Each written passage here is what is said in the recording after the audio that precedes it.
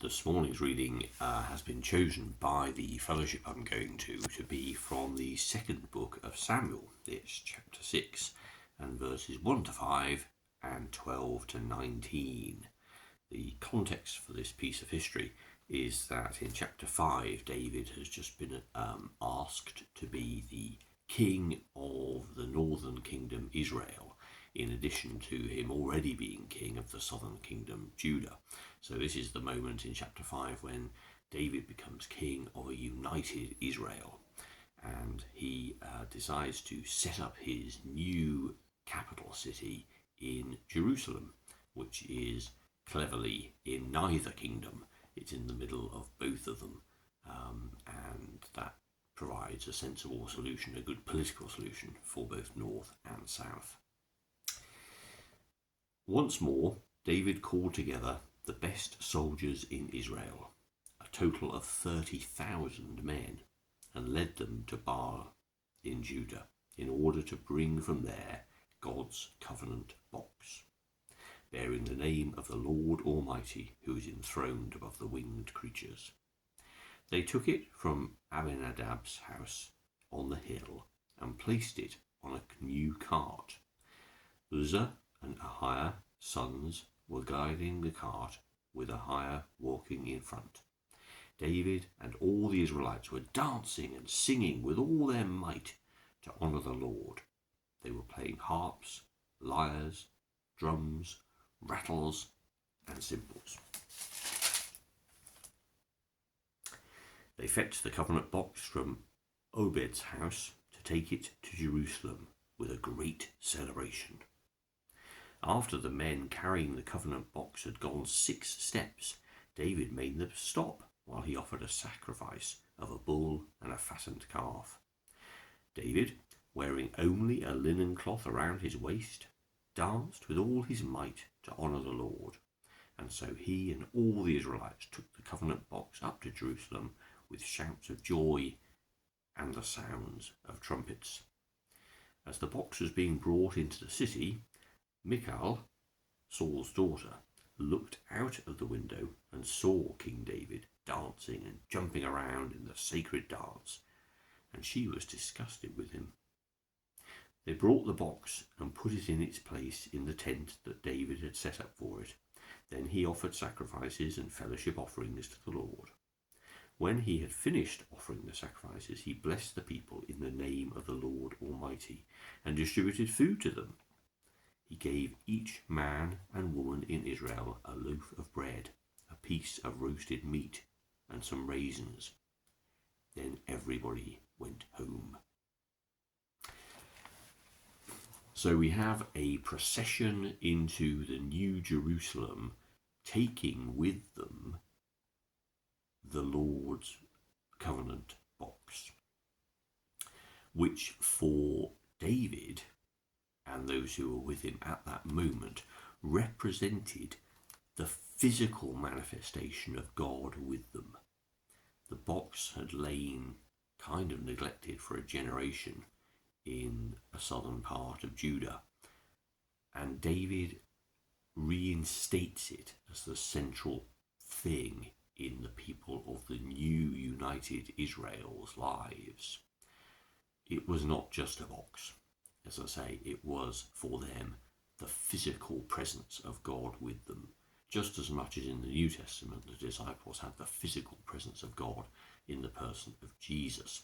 And of course, in that time too, we see some people responding with great joy and with celebration and dancing. You can think of the many people who were healed and the people whose sight was restored, who went down the road dancing in a similar way.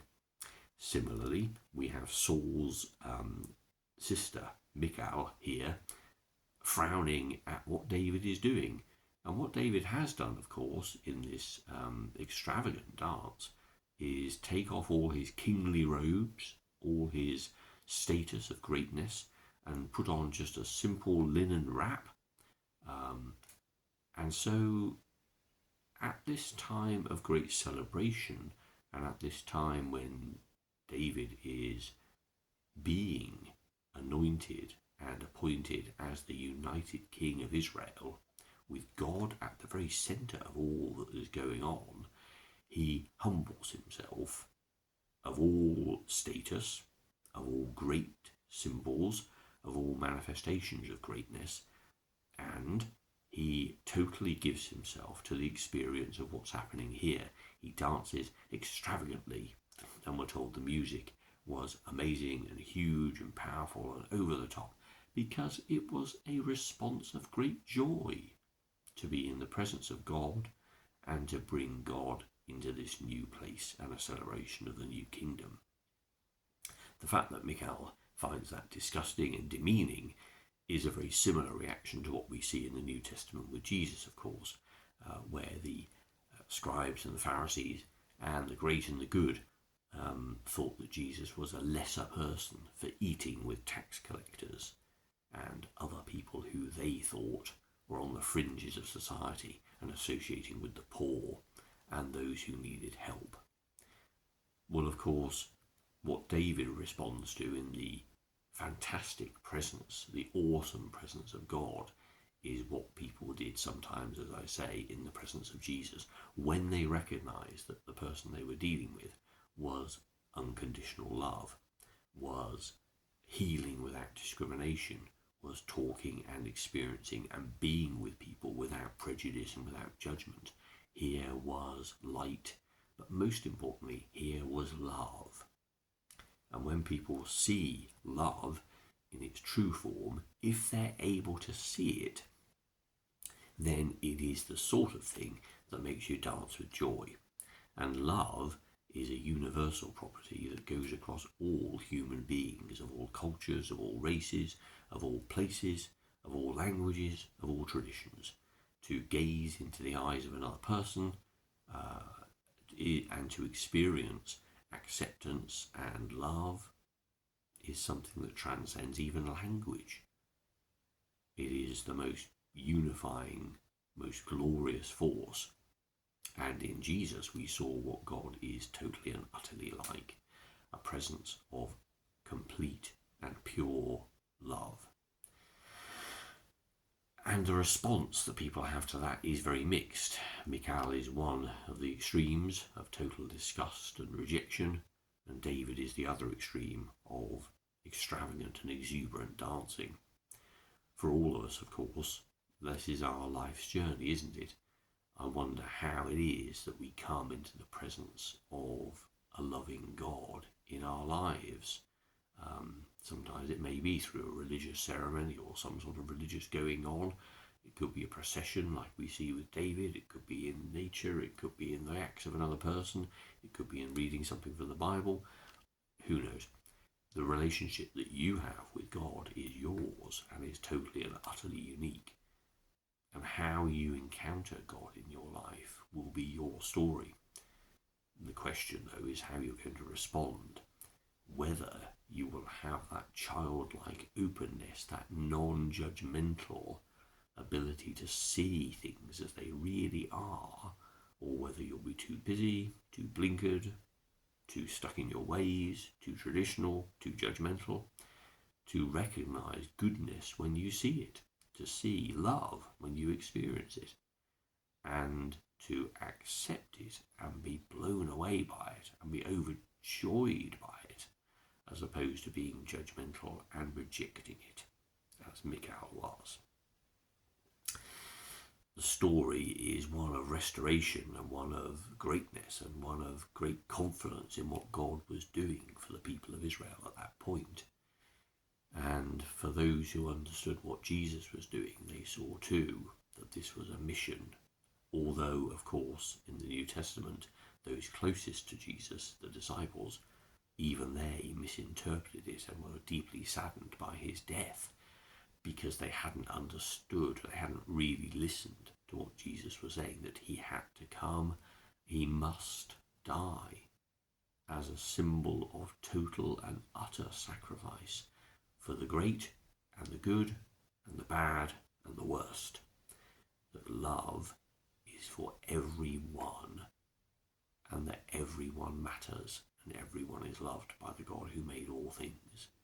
This amazing gift, this grace, this sacrifice is the most amazing thing that we have.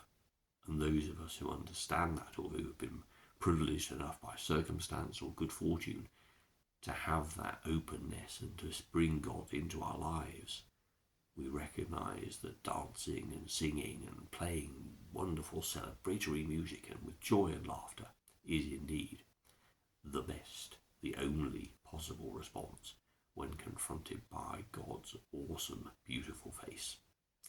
There is nothing that inspires us more, there is nothing that is more transcendent and beautiful than to understand our place in the created order of things and to know that we are a loved child of God, whoever we are, wherever we are.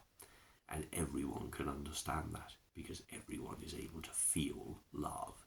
It is our basic human communication. So we are people of God, happy fundamentally, joyful, celebratory, encouraging, kind and loving, because we ourselves have been so loved. And any time that we sense Mikhail's reaction when something undeniably good is happening, we need to check ourselves and realize that we have no monopoly on God. We have no inherent way of saying, I know how God behaves and I know what God would want. We are participants. We are sailors on the river that is God. We go with the flow and we respond with delight at the joy we see God bringing to other people, even if that's something that we find difficult, even if that's something that we find unusual. For us, there always needs to be the ability to see the world and love it and its people just as we ourselves are loved.